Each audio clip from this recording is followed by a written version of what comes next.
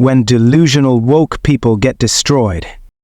In today's world, debates surrounding social justice, identity, and traditional values often clash. This article dives into the heated discussions where progressive ideologies meet staunch traditional views, showcasing moments when arguments falter under scrutiny. A school board showdown. The first instance unfolds during a school board meeting, where a transgender individual passionately advocates for the recognition of their identity. The speaker, a transgender woman, insists on the importance of using correct pronouns, stating, "I will only accept those pronouns. I will not be addressed any other way." This statement sets the stage for a fiery debate about identity and acceptance in public spaces. The speaker argues that students, particularly those under 18, should be protected and have their identities recognized. They claim that religious beliefs should not impose restrictions on others' rights to identify as they choose.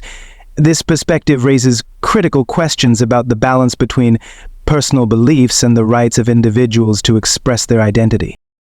However, the father's response to this argument is where the tension escalates.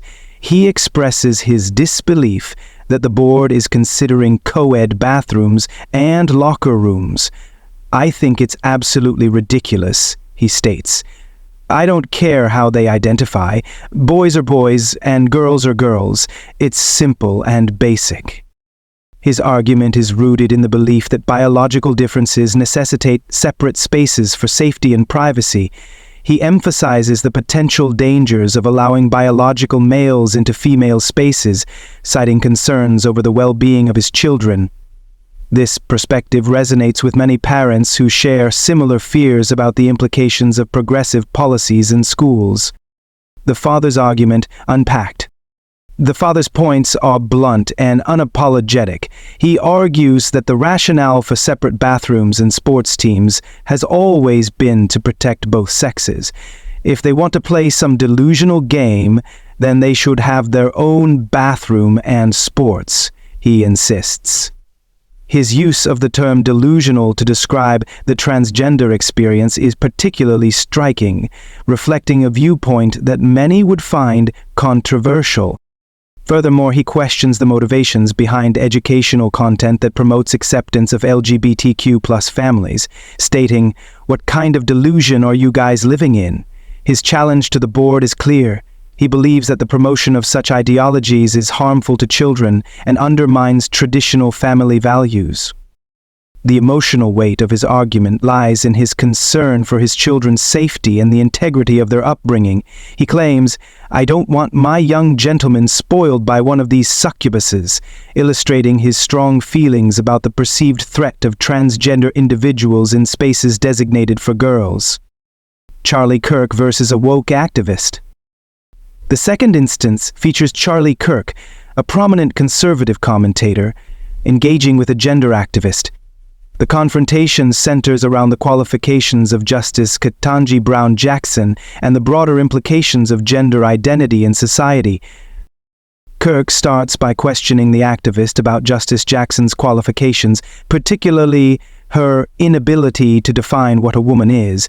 The activist responds with a vague statement, suggesting that a woman is more than what meets the eye. Kirk seizes the moment to challenge this abstraction, insisting on a more concrete definition. The definition of a woman. "What is a woman?" Kirk asks pointedly, seeking clarity. The activist struggles to provide a satisfactory answer without resorting to circular reasoning. Kirk's approach is straightforward. He insists that defining a woman should not be complicated and should align with biological reality. The activist's response spirals into a convoluted explanation about lifestyle choices aligned with femininity, which Kirk counters by asserting that such a definition reduces womanhood to mere costume. "Are you suggesting that a transgender woman goes about her day pretending to be a woman?" he challenges, highlighting the absurdity he perceives in the activist's logic. The debate escalates as Kirk employs analogies to illustrate his points. likening the concept of being transgender to pretending to be a different race. "Can I be black?" he asks rhetorically. This provocative question underscores the complexities and perceived contradictions surrounding identity politics. The nature of identity. Kirk's argument hinges on the premise that gender and sex are inherently linked, and that society should not be compelled to accept subjective identities as objective realities. He argues that no amount of surgery or hormone treatment can alter the biological facts of one's sex. "You don't stop being the thing that you were born," he asserts, challenging the very foundation of gender identity ideology. As the exchange continues, it becomes evident that Kirk's approach is not just about winning an argument, but about advocating for a return to what he views as objective truths regarding gender and identity. He emphasizes the need for society to reject delusions and uphold reality, stating, "It is for us to not allow us to be reigned under the tyranny of somebody's imagination." A call for respect and clarity. At the conclusion of the debate, Kirk maintains a tone of respect, acknowledging the activists' courage for participating in a contentious discussion. This moment highlights the importance of dialogue, even amidst deep ideological divides. As society grapples with these complex issues, the conversations surrounding gender and identity continue to provoke strong emotions and reactions. The clash between traditional beliefs and progressive ideologies remains a defining feature of contemporary discourse. Conclusion.